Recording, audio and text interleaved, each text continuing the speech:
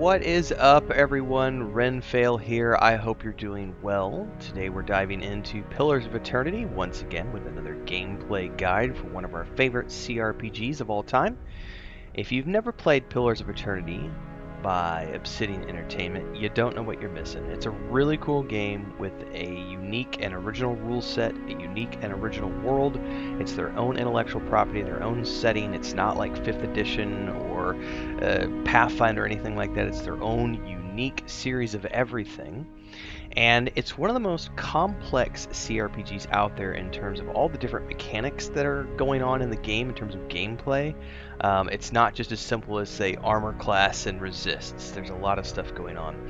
Today we're going to be focused on creating a ultimate rogue guide, or ultimate rogue build for you.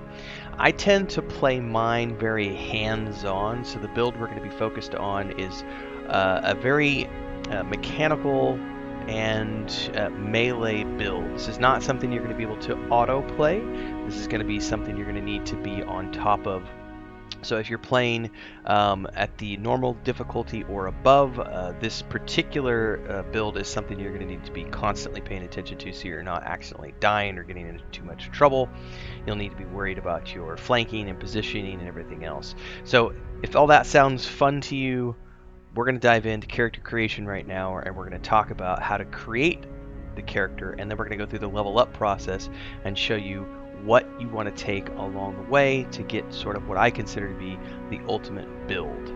Now, if you've never watched one of my videos before, this is the perfect time for me to remind you to like, subscribe, and hit that bell icon so you never miss an update. Without further ado, let's jump into the character creation process.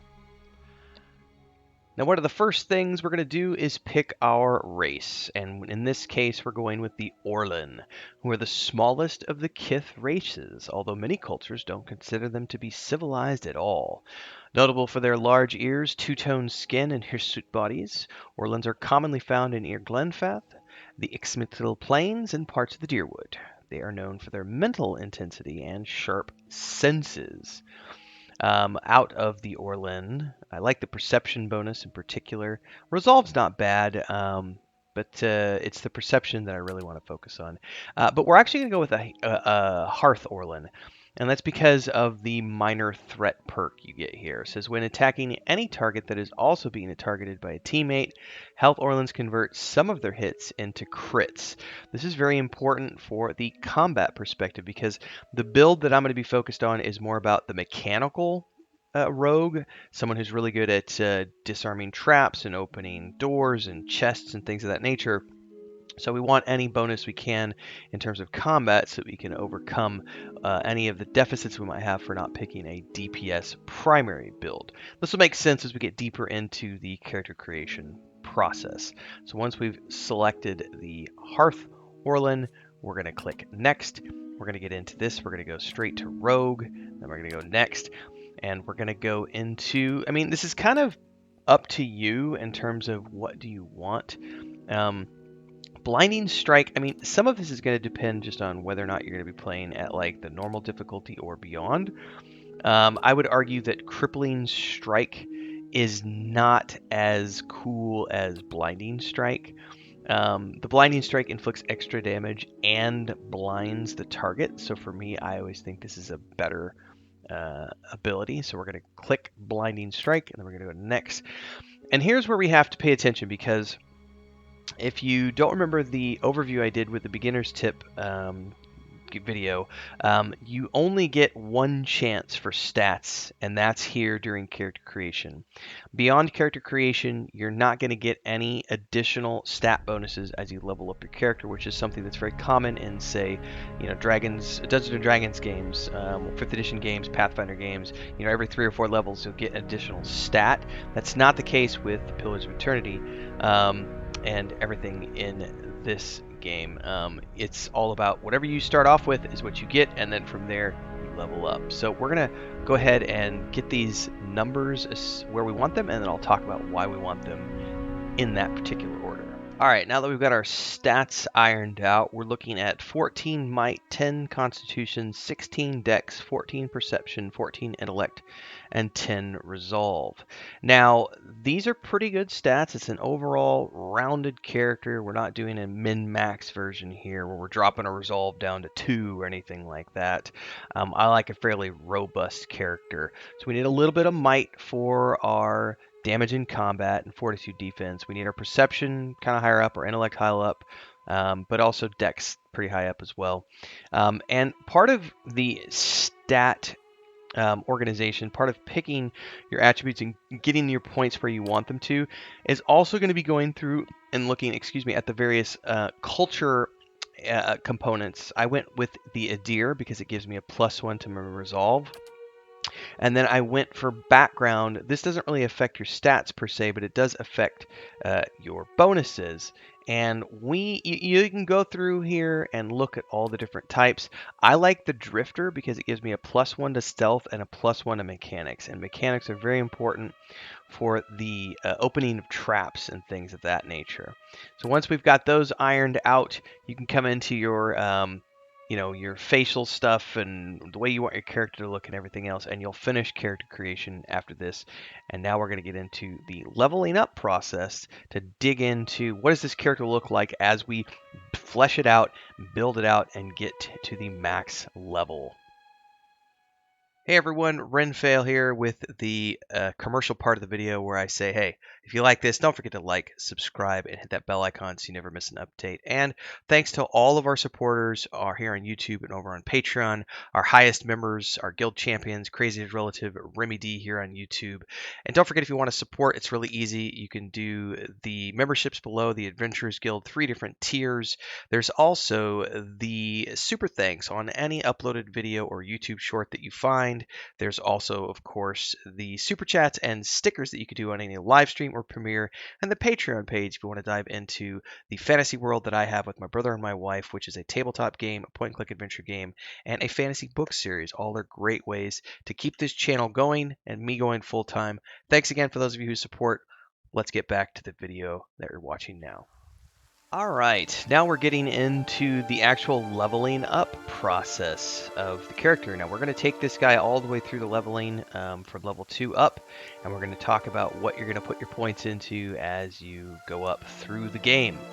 So I always want to make sure that my mechanics are maxed, because that is the #1 most important aspect to this particular build, is having him be the master of mechanics, which is the disarming of traps, the unlocking of doors, the unlocking of chests.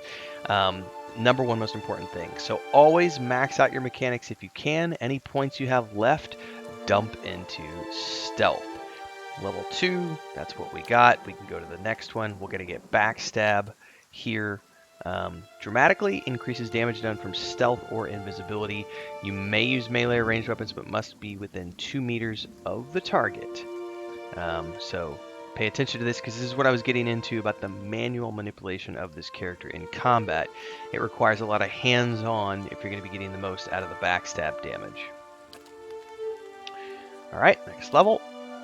We're going to go into this and say I want to bump up my mechanics again. I've got some points left over. Let's go ahead and drop those into stealth. I've got 1 point left over. We're going to carry it over to the next level. Now from here we can look at additional abilities. Reckless assault. I mean, these are all things you can look at. I think that I'm always going to be a better fan of passive abilities rather than active abilities, because there are things that don't require you to toggle them during combat. So we're going to go with Dirty Fighting, which converts 10% of your hits to crits. Once again, mechanics first, stealth next. Alright, now we've got these two here. Because I'm looking at Shadow Beyond, which is that Vicious Fighting is modifying Dirty Fighting from 10% of hits converted to crits. This gives you more bonuses, so we're going to pick Vicious Fighting and go next. Once again, bump your mechanics up. Alright, now we go into, what do we got here? Deep Wounds. And these are kind of up to you, but I'm going to go with Deep Wounds. I can't take the mechanics up this level, so we're going to do 1 rank of stealth. Shadowing Beyond, we'll just take it because that's what we've got.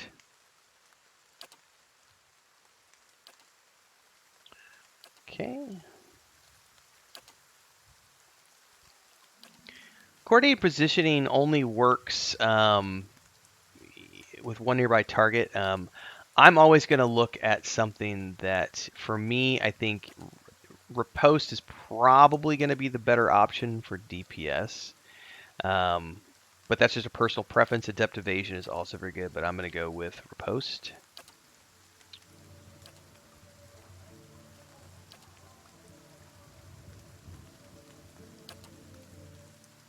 All right, now at level 8, we're being prompted to pick a talent here. I think that there are a variety of options you can go through here. This is really going to be up to you. As a general rule, I like the 2-weapon style here because it gives you the 20% dual wield attack speed, which is very important when you're dual wielding, so that's my choice. But you have other choices if you want to. Envenom Strike is also a good option if you want to do additional damage with poisons, but I'm going straight up the 2-weapon style. I like that dual wield bonus. All right. Level 10 here, we have a whole bunch of options. Greatly Hinder, Withering Strike, Adept Evasion, Escaped, really I don't care about. Blinding Strike, We're going to go with Adept Evasion.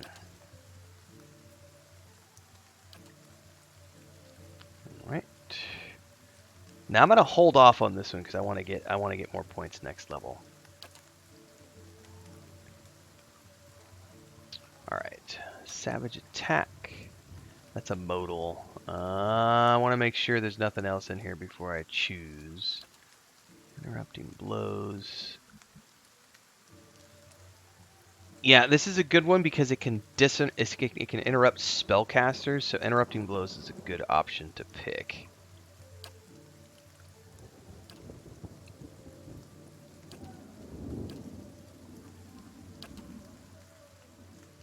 And then here we get into Death Blows, which is totally what we're taking.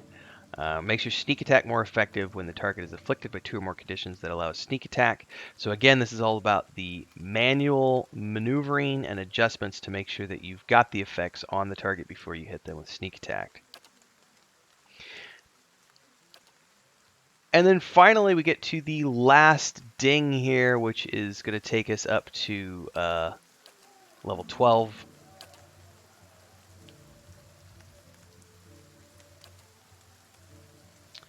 And this is not a bad one to choose from, but we're going to look in here. I want...